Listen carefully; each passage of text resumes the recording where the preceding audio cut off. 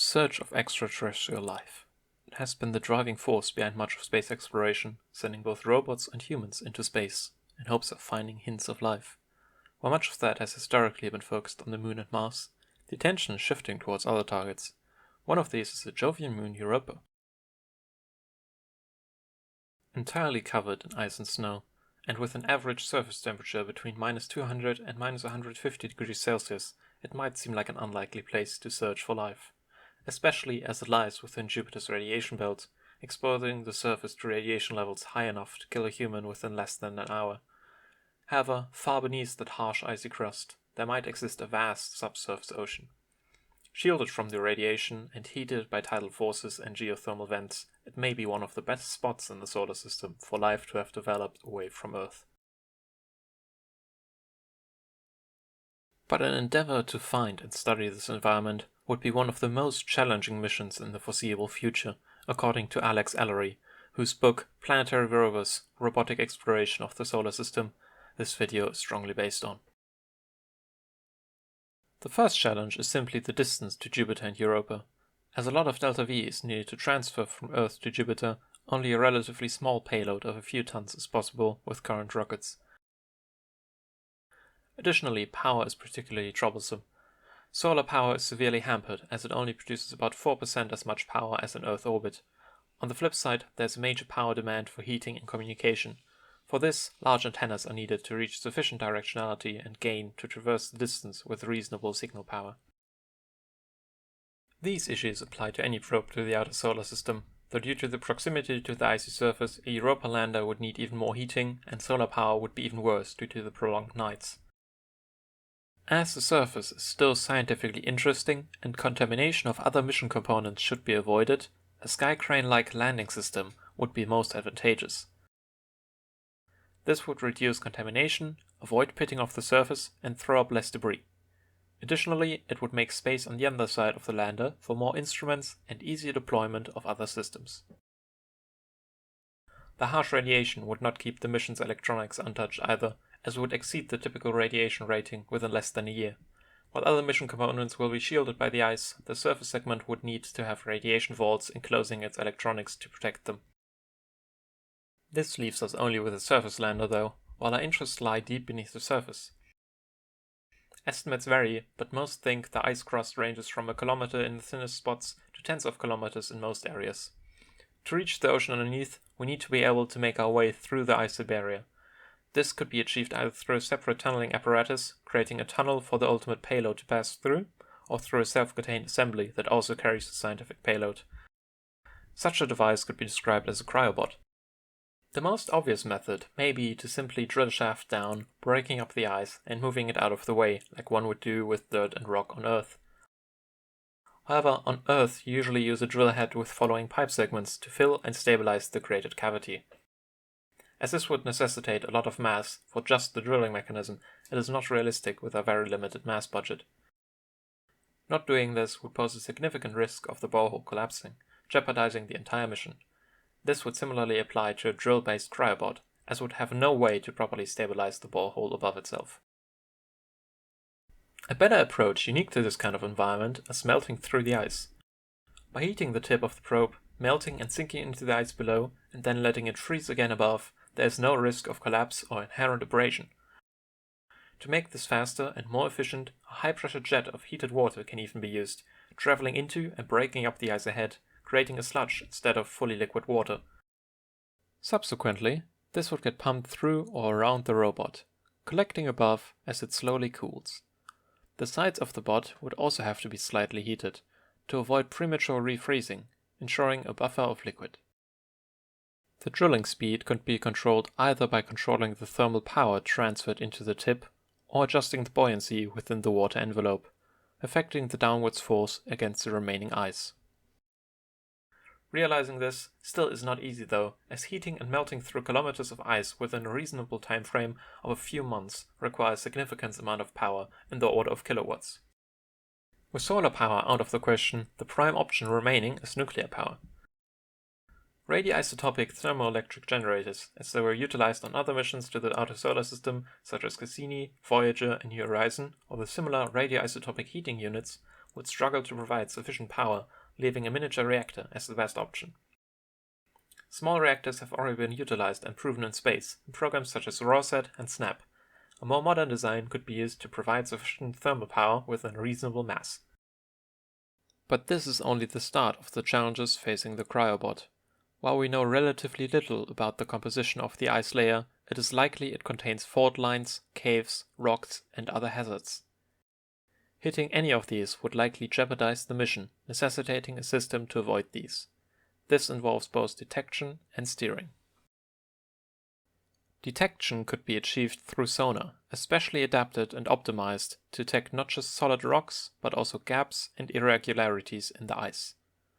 Once an obstacle is detected and localized, an avoidance maneuver can be calculated. A very limiting factor here is that we cannot go back up, only allowing avoidance through steering to the sides. Differential heating of different parts of the tip, or mechanical angling of the bot within the cavity, can allow steering of over 30 degrees to the side. As our movement is either largely or completely powered by gravity, more aggressive angles become quite difficult. Due to this, avoidance of a large obstacle must start early to move around it, in turn necessitating long-range detection, multiple kilometers ahead. Despite these efforts, overly large obstacles may still be detrimental to the mission. To mitigate this, the tunneling site should be carefully chosen. To aid in the selection, the ice layer in general should also be studied more closely, potentially by a prior surface lander or rover mission. This could also identify the thinnest spots, minimizing the distance the cryobot needs to traverse. One of the most prominent features of Europa, the long fault lines and surface cracks, hint at another issue for the tunneling operation. While most drilling probes and remote underwater vehicles on Earth are tethered and maintain connection through that tether, doing the same on the cryobot would not only be heavy, but also likely not work. The fault lines and cracks are formed as the ice shifts, from tidal forces and plate tectonics, exerting forces far too great for a tether caught between two of them to sustain. Wired communication or power transmission thus are likely not feasible. As such, an alternative communication system must be conceived. A possible alternative would be independent relay points. These could be powered by small RTGs and be just a few centimeters across. They would be released from the cryobot periodically, deploying small antennas and embedding themselves into the ice as it refreezes behind the cryobot. Any radio signal they receive, they would re-emit at a higher power, passing it on from relay to relay, establishing a link between lander and cryobot. With this configuration, such a cryobot could feasibly reach the underside of the ice layer, anchoring itself in the ice just as it reaches the water, getting ready to deploy the actual scientific payload, the hydrobot. To cover a large area and gather as much scientific data as possible, an autonomous submersible should be utilized. This way the instruments can take measurements in many different areas, from the ice-water interface, preferably all the way down to the seafloor. There it can analyze the soil for organic material and remains of ocean life forms. Also it could explore the ground for interesting formations and areas, such as possible geothermal vents. These are believed to be a prime breeding bed for early forms of life, as they provide heat and numerous reactive or otherwise sparse chemicals, such as sulfates, metal salts, and ammonia. With organisms readily multiplying in such an advantageous environment, it would be unlikely to miss life forms if they exist, as they would likely exist in large numbers concentrated around the vents. To achieve this, it must combine an autonomous submersible with a deep-diving research submarine, as the seafloor may lie over 100 kilometers below the ice layer still, exposing a submarine to thousands of bars of pressure, far exceeding anything vessels on Earth are exposed to. This necessitates the most pressure-tolerant of designs if the ground is to be explored. This can be achieved twofold. Firstly, to resist the pressure, spherical chambers should be used, made out of titanium, aluminium, or composites to minimize mass. These need to also be corrosion-resistant, as salt water at these pressures is considerably corrosive. To improve the hydrodynamics, a flooded outer hull can be utilized to encase these spherical chambers. Secondly, by filling these chambers with an inert liquid, such as oil, the insides can also get exposed to the heightened pressures, reducing the pressure differential, and thus the stresses. This would be ideal for electronics that cannot be exposed to water but can withstand the pressure by being submerged in oil instead. As there aren't any inherently non-pressure stable payloads, such as humans, this combination would be ideal to allow a dive all the way to the seafloor. While with that design our hydrobot can withstand the pressure, other questions remain, such as of power and communication. Power would similarly be achieved through a miniature reactor, though an RTG may be sufficient for this application, which would require a lower mass and complexity. Communication would get more and more difficult the further the submersible leaves from the cryobot. For short-range exploration, a tether would be possible, though it would quickly become too heavy when wanting to reach scientifically more interesting spots. Acoustic communication would reach a bit further with lower weight, achieving up to 10 km range with a reasonable data rate. At further ranges, the slow round-trip time would become an issue, potentially limiting the data rate severely in combination with increased errors. For even longer range, current-day submarines utilize extremely low-frequency radio waves, as higher frequencies get attenuated too strongly by the conductive saltwater. These low frequencies only allow for around 10 characters per minute, useful for little more than basic commands and health. A more modern option may be optical laser communication, though the viability of this would highly depend on the turbidity of the water, potentially making it impossible. High data rates could however be achieved through direct docking, either to a short tether or the anchored cryobot directly. A feasible operation mechanism would be for the hydrobot to completely autonomously explore and gather scientific data before returning back to the cryobot for data transfer.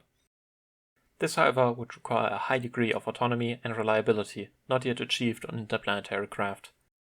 In turn, other options would severely limit the goals of such a mission, confining the hydrobot within around 10 km of the cryobot, far away from the lower portions of the ocean and the seabed. However, it would still be unlikely that the hydrobot could reliably identify all scientifically interesting targets. To improve on this, the exploration data gathered in the previous expedition could be uplinked to Earth, where scientists select areas of interest for the next exploration to visit and conduct experiments at. This would require accurate and reliable navigation to be able to return to previously visited sites. Navigation provides another major challenge for such a system. While finding landmarks against the ice layer may be possible, once in the vast expanse of the open water, no landmarks will be usable. Localization has to purely rely on the cryobot, or possibly receive no corrections at all during the descent to the seabed. This may introduce significant drift due to strong and unpredictable currents, potentially making a return to the cryobot unreliable. Deploying positional beacons against the ice surface a certain distance away from the cryobot may help with localization by providing a longer baseline, though a strong attenuation through many kilometers of water stays a problem. Sonic time-of-flight methods may work, though are prone to error from variations in temperature and salinity. This is still an open issue also found in Earth-based autonomous submersibles. Lastly, there remains the topic of the actual propulsion and movement of the hydrobot.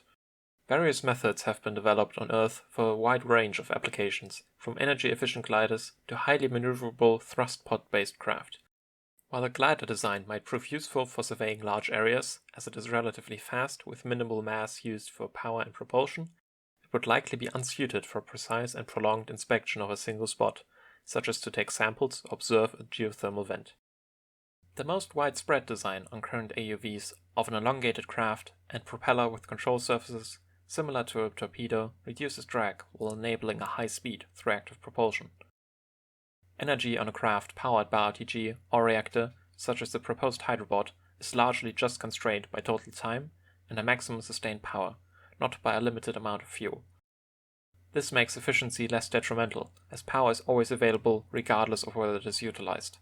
A design such as this would allow for fast travel, though similarly struggle with precise movement and orientation, as steering is only possible while moving. However, incorporating orientation thrusters into the body of the craft alongside reaction wheels would enable the execution of these scientifically relevant tasks. This could combine comparably high speed with maneuverability and precision. Designs like these already exist and are well proven and tested. The total mass budget may still be very restraining, though this could only be determined by a more thorough design evaluation. Larger rockets or separate launches of the subsystems could also ease this restraint, likely making the mission feasible with sufficient funding. But this kind of system would not be limited to Europa. Plenty other environments within our solar system could be explored with an adapted variant. Enceladus, a moon of Saturn, is very similar to Europa in many aspects and is also believed to harbor a subsurface ocean. Due to the slightly further distance, a bit more delta V would be needed, but the system itself would have to only be minimally adjusted. Staying around Saturn, Titan is known to have giant lakes of hydrocarbons on the surface, an environment unmatched on Earth. For this, obviously, no cryobot would be needed, and it might be advantageous to modify the lander to float and land directly on the lakes, instead of finding a method to let the hydrobots into the lake from the shore. The other way around, the cryobot without hydrobot could be utilized on Mars, drilling into its polar ice caps, searching for clues as to the climate history, similar to ice cores from the Antarctic. On that note, it would be similarly applicable to subsurface lakes discovered in the Antarctic.